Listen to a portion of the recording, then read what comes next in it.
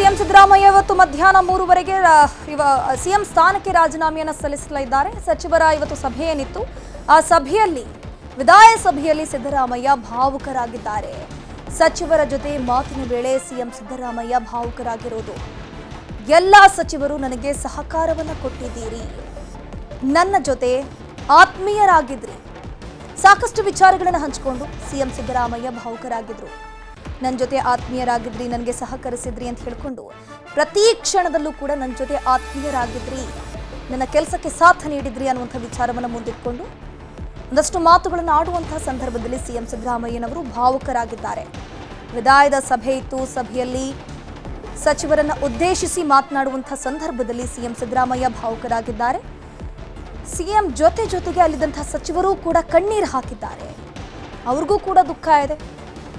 ಎಷ್ಟು ವರ್ಷ ನಮ್ಮ ಜೊತೆ ಇದ್ದು ನಮ್ಮನ್ನ ಮುನ್ನಡೆಸಿ ನಮಗೆ ಗೈಡ್ಲೈನ್ ತೋರಿಸಿ ಸಾಕಷ್ಟು ಕೆಲಸಗಳಿಗೆ ನಮಗೆ ಸಪೋರ್ಟ್ ಮಾಡ್ಕೊಂಡು ಬಂದಂಥವರು ಸಿಎಂ ಸಿದ್ದರಾಮಯ್ಯ ಅವರು ಇವತ್ತು ರಾಜೀನಾಮೆಯನ್ನು ಕೊಡ್ತಿದ್ದಾರೆ ಅನ್ನುವಂಥ ವಿಚಾರವನ್ನು ಮುಂದಿಟ್ಕೊಂಡು ಸಾಕಷ್ಟು ಸಚಿವರು ಕೂಡ ಕಣ್ಣೀರು ಹಾಕಿದ್ದಾರೆ. ಇವತ್ತಿನ ವಿದಾಯ ಸಭೆಯಲ್ಲಿ ಸಿದ್ದರಾಮಯ್ಯನವರು ಭಾವುಕರಾಗಿದ್ದಾರೆ. ಸೊ ಅದ್ರ ಜೊತೆಗೆ ಇತ್ತ DCM DK ಶಿವಕುಮಾರ್ ಕೂಡ ಕಣ್ಣೀರನ್ನ ಹಾಕಿರೋದು ನೀವು ಸ್ಕ್ರೀನಲ್ಲಿ ನೋಡ್ತಾ ಇದ್ದೀರಾ.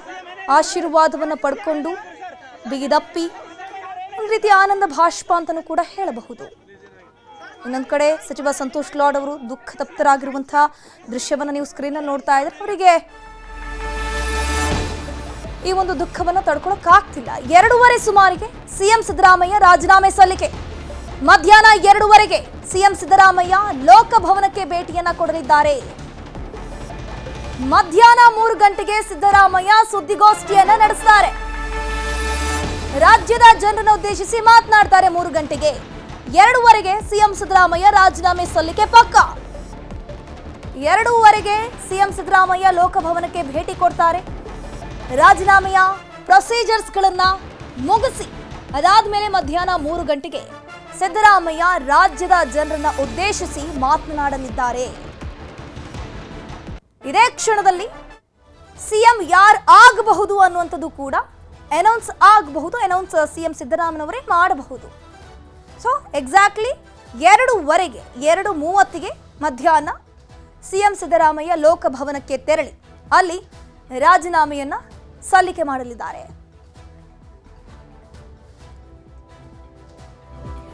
ಇದರ ಬಗ್ಗೆ ಹೆಚ್ಚಿನ ಮಾಹಿತಿ ನೀಡ್ತಾ ಹೋಗ್ತಾರೆ ನಮ್ಮ ಪ್ರತಿನಿಧಿ ಕೃಷ್ಣ. ನೇರ ಸಂಪರ್ಕದಲ್ಲಿ ಜಾಯಿನ್ ಆಗಿದ್ರೆ ಕೃಷ್ಣ, ಈಗ ಮಧ್ಯಾಹ್ನ 2:30 ಸುಮಾರಿಗೆ ಸಿಎಂ ಸಿದ್ದರಾಮಯ್ಯ ರಾಜೀನಾಮೆ ಸಲ್ಲಿಕೆ ಮಾಡ್ತಿದ್ದಾರಂತೆ. ಎಕ್ಸಾಕ್ಟ್ಲಿ ಟೈಮಿಂಗ್ ಹೌದಾ ಇದು? ಮತ್ತೆ 3 ಗಂಟೆಗೆ ಸುದ್ದಿಗೋಷ್ಠಿ ಇದೆಯಾ?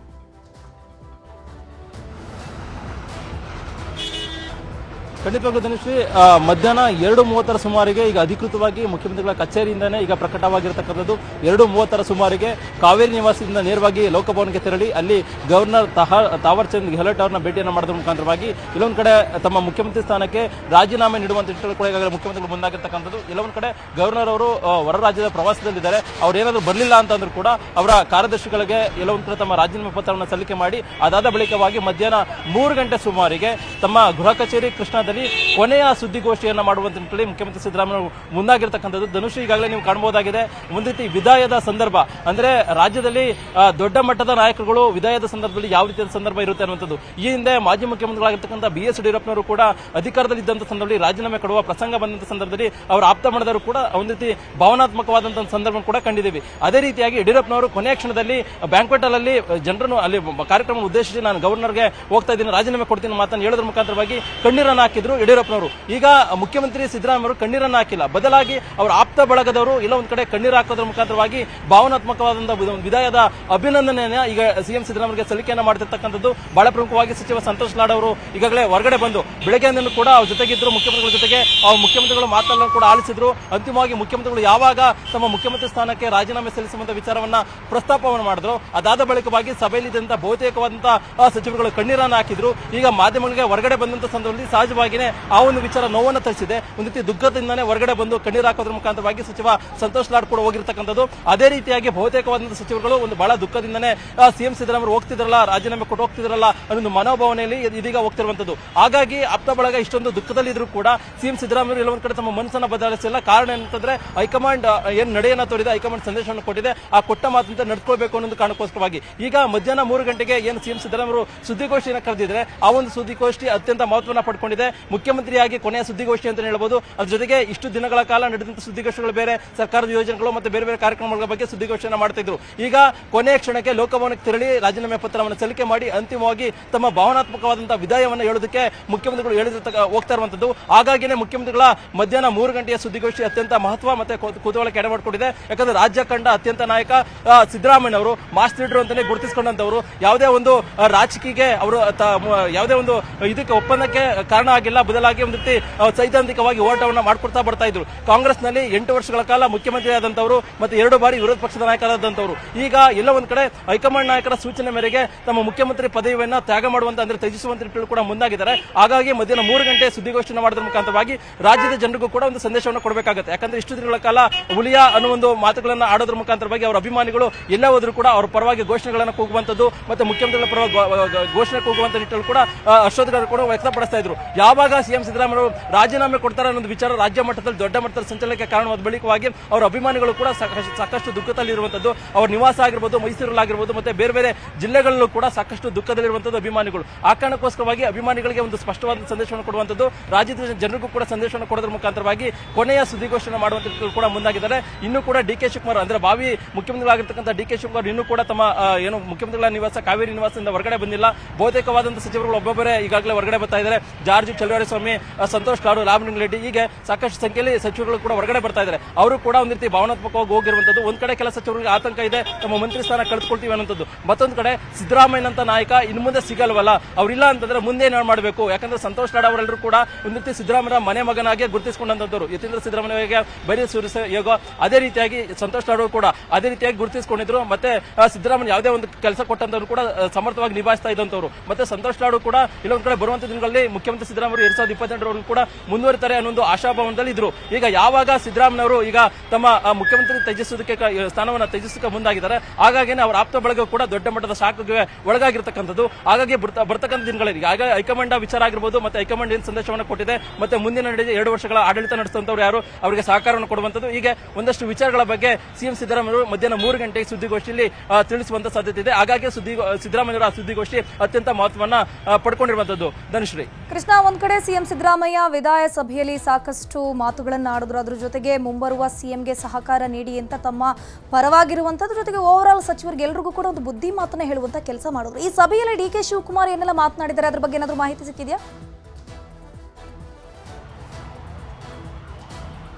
ಖಂಡಿತವಾಗ್ಲೂ ದೃಷ್ಟಿ ಬಂದ ಕೂಡಲೇ ಡಿ ಕೆ ಶಿವಕುಮಾರ್ ಅವರು ಹಾಲಿ ಮುಖ್ಯಮಂತ್ರಿಗಳಾಗಿರ್ತಕ್ಕಂಥ ಸಿದ್ದರಾಮಯ್ಯ ಭೇಟಿ ಮಾಡಿ ಆಶೀರ್ವಾದ ಪಡ್ಕೊಂಡು ಅಂತಿಮವಾಗಿ ಇಲ್ಲ ಒಂದ್ ಕಡೆ ತಮ್ಮ ಮುಂದಿನ ದಾರಿಗೆ ನೀವು ಸಹಕಾರವನ್ನು ಕೊಡಬೇಕು ಅನ್ನೋದು. ಧನುಶ್ರೀ ಬಹಳ ಪ್ರಮುಖವಾಗಿ ಸಿದ್ದರಾಮಯ್ಯ ಇಲ್ಲ ಅಂತಂದ್ರೆ ಕರ್ನಾಟಕದಲ್ಲಿ ಕಾಂಗ್ರೆಸ್ ಅಧಿಕಾರಕ್ಕೆ ಬರ್ತಿರಲಿಲ್ಲ. ಮತ್ತೊಂದು ಕಡೆ ಡಿ ಕೆ ಶಿವಕುಮಾರ್ ಕೂಡ ಅಷ್ಟೇ ಶ್ರಮವನ್ನು ಪಟ್ಟು ಪಕ್ಷವನ್ನು ಅಧಿಕಾರಕ್ಕೆ ತಂದಂತವರು, ಜೋಡೆತ್ತುಗಳಾಗಿ ರಾಜ್ಯ ಕಾಂಗ್ರೆಸ್ನಲ್ಲಿ ಗುರುತಿಸಿಕೊಂಡಂತವರು. ಇವರ ಜೋಡೆತ್ತುಗಳ ಬಗ್ಗೆ ದೇಶ ಮತ್ತೆ ಬಿಜೆಪಿ ಹೈಕಮಾಂಡ್ ಮಟ್ಟದಲ್ಲಿ ದೊಡ್ಡ ಮಟ್ಟದ ಚರ್ಚೆಗೆ ಗ್ರಾಸವಾಗಿರ್ತಕ್ಕಂಥದ್ದು. ಈಗ ಅಧಿಕಾರ ಹಂಚಿಕೆ ವಿಚಾರದಲ್ಲಿ ಎಲ್ಲ ಒಂದ್ ಕಡೆ ದೊಡ್ಡ ಮಟ್ಟದ ಪರಿಣಾಮ ಬೀರುತ್ತೆ ಅನ್ನೋ ಕಾರಣಕ್ಕೋಸ್ಕರವಾಗಿ ಹೈಕಮಾಂಡ್ ನಾಯಕರು ಅಳೆದು ತೂಗಿ ಈಗ ಸಿದ್ದರಾಮಯ್ಯ ರಾಜೀನಾಮೆಗೆ ಸೂಚನೆ ಕೊಟ್ಟಿದ್ದಾರೆ. ಒಂದು ವೇಳೆ ಕೊಟ್ಟಿರಲಿಲ್ಲ ಅಂತಂದ್ರೂ ಕೂಡ ಡಿ ಕೆ ಶಿವಕುಮಾರ್ ಕೂಡ ಬೇರೆ ರೀತಿಯಿಂದ ನಡೆಯನ್ನು ತೋರ್ತಾ ಇದ್ರು. ಆ ಕಾರಣಕ್ಕೋಸ್ಕರವಾಗಿ ಯಾವುದೇ ಒಂದು ಭಿನ್ನಮತ ಆಗಬಾರ್ದು, ಗೊಂದಲ ಆಗಬಾರ್ದು ಅನ್ನೋ ಕಾರಣಕ್ಕೋಸ್ಕರವಾಗಿ ಹೈಕಮಾಂಡ್ ನಡೆಯನ್ನು ಕೂಡ ತೋರಿದ್ದಾರೆ. ಹೈಕಮಾಂಡ್ ನಾಯಕರ ನಿರ್ದೇಶನದಂತೆ ಇಬ್ಬರು ನಾಯಕರು ಕೂಡ ಕೆಲಸವನ್ನು ಮಾಡಬೇಕಾಗುತ್ತೆ. ಹಾಗಾಗಿ ಒಂದ್ ವೇಳೆ ಏನಾದ್ರು ಸಿದ್ದರಾಮಯ್ಯ ಅವರು ಈಗ ಅಧಿಕಾರವನ್ನು ಬಿಟ್ಕೊಟ್ಟು 2 ವರ್ಷಗಳ ಕಾಲ ಸುಮ್ಮನಿದ್ರೆ ಅದು ಡಿ ಕೆ ಶಿವಕುಮಾರ್ ಅವರಿಗೆ ಸೆಟ್ ಬ್ಯಾಕ್. ಯಾಕಂದ್ರೆ ಬಹಳ ಪ್ರಮುಖವಾಗಿ ಈ ಸಿದ್ದರಾಮಯ್ಯ ನಾಡುಕೊಂಡ ದೊಡ್ಡ ಮಟ್ಟದ ನಾಯಕ, ಅವರಿಗೆ ಆದಂತಹ ಸಮುದಾಯ ಇದೆ, ಅವರಿಗೆ ಆದಂತಹ ಬೆಂಬಲ ಇದೆ, ಅಪರ ಬೆಂಬಲ ಇದೆ. ಒಂದ್ ವೇಳೆ ಸಿದ್ದರಾಮಯ್ಯ ಸೈಡ್ ಲೈನ್ ಮಾಡ್ತು ಅಂತಂದ್ರೆ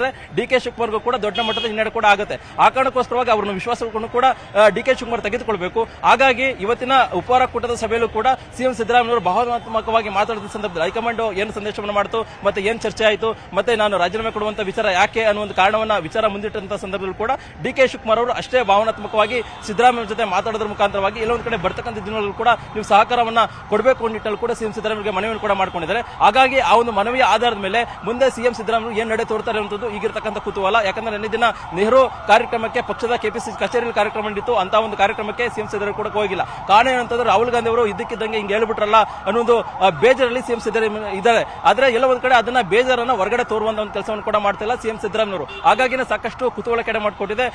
ಮಧ್ಯಾಹ್ನ 3 ಗಂಟೆ ನಡೆಯುವಂತ ಸುದ್ದಿಗೋಷ್ಠಿಯಲ್ಲಿ ಹೈಕಮಾಂಡ್ ವಿಚಾರವಾಗಿ ಆಗಿರಬಹುದು ಮತ್ತೆ ಮುಂದಿನ ತಮ್ಮ ನಡೆಯ ಬಗ್ಗೆ ಅವರು ಪ್ರಕಟ ಮಾಡುವಂತ ಸಾಧ್ಯತೆ ಇದೆ. ಇವತ್ತಿನ ಉಪಹಾರ ಕೂಟದಲ್ಲೂ ಕೂಡ ಸಿಎಂ ಸಿದ್ದರಾಮಯ್ಯ ಅವರು 3 ವರ್ಷಗಳ ಕಾಲ ಯಾವ ರೀತಿಯ ಕೆಲಸವನ್ನು ಮಾಡಿದ್ವಿ ಅದೇ ರೀತಿಯಾಗಿ ಒಟ್ಟಾಗಿ ಹೋಗಬೇಕು. ಮತ್ತೆ ಬರ್ತಕ್ಕಂಥ ಯಾವುದೇ ಒಂದು ಮುಖ್ಯಮಂತ್ರಿ ಆದ್ರೂ ಕೂಡ ಅವರಿಗೆಲ್ಲರೂ ಕೂಡ ಸಹಕಾರವನ್ನು ಕೊಡಬೇಕು. ಮತ್ತೆ ಸಂಪುಟ ಪುನರಚನೆ ಆಗಿರ್ಬೋದು ಮತ್ತೆ ಸಚಿವ ಸ್ಥಾನ ಆಕಾಂಕ್ಷಿಗಳು ಮತ್ತೆ ಸಂಪುಟಕ್ಕೆ ಸೇರ್ಪಡೆ ಮಾಡಿಕೊಳ್ಳುವಂತ ಶಾಸಕರ ವಿಚಾರ ಆಗಿರ್ಬೋದು ಎಲ್ಲವೂ ಕೂಡ ಹೈಕಮಾಂಡ್ ತೀರ್ಮಾನ ಮಾಡುತ್ತೆ. ಹಾಗಾಗಿ ನಾವೆಲ್ಲರೂ ಕೂಡ ಒಟ್ಟಾಗಿ ಹೋಗಿ ಅನ್ನೋ ಒಂದು ಸಂದೇಶವನ್ನ ಕೊನೆಯ ಸಂದೇಶವನ್ನ ಸಚಿವ ಸಂಪುಟದ ಸಹೋದ್ಯೋಗಿಗಳಿಗೆ ಸಿಎಂ ಸಿದ್ದರಾಮಯ್ಯ ಕೊಟ್ಟಿದ್ದಾರೆ. ಮತ್ತೆ ಡಿ.ಕೆ. ಶಿವಕುಮಾರ್ ಕೂಡ ಅದೇ ರೀತಿಯಾಗಿ ಮಾತಾಡಿದ್ದಾರೆ. ಅದಾದ ಬಳಿಕವಾಗಿ ಡಿ.ಕೆ. ಶಿವಕುಮಾರ್ಗೆ ಕೆಲ ಸಚಿವರುಗಳು ಕೂಡ ಅಭಿನಂದನೆ ಕೂಡ ಸಲ್ಲಿಕೆಯನ್ನು ಮಾಡಿರುವಂತದ್ದು. ನೂತನ ಮುಖ್ಯಮಂತ್ರಿಗಳಾಗ್ತಾ ಇದ್ದಾರೆ, ಒಳ್ಳೆದಾಗ್ಲಿ ಅಭಿನಂದನೆ ಮಾತು ಕೂಡ ಹೇಳಿದ್ದಾರೆ. ಹಾಗಾಗಿ ಮುಂದಿನ ನಡೆ ಕಾಂಗ್ರೆಸ್ನ ಮುಂದಿನ ನಡೆ ಅತ್ಯಂತ ಮಹತ್ವವನ್ನು ಪಡ್ಕೊಂಡಿದೆ.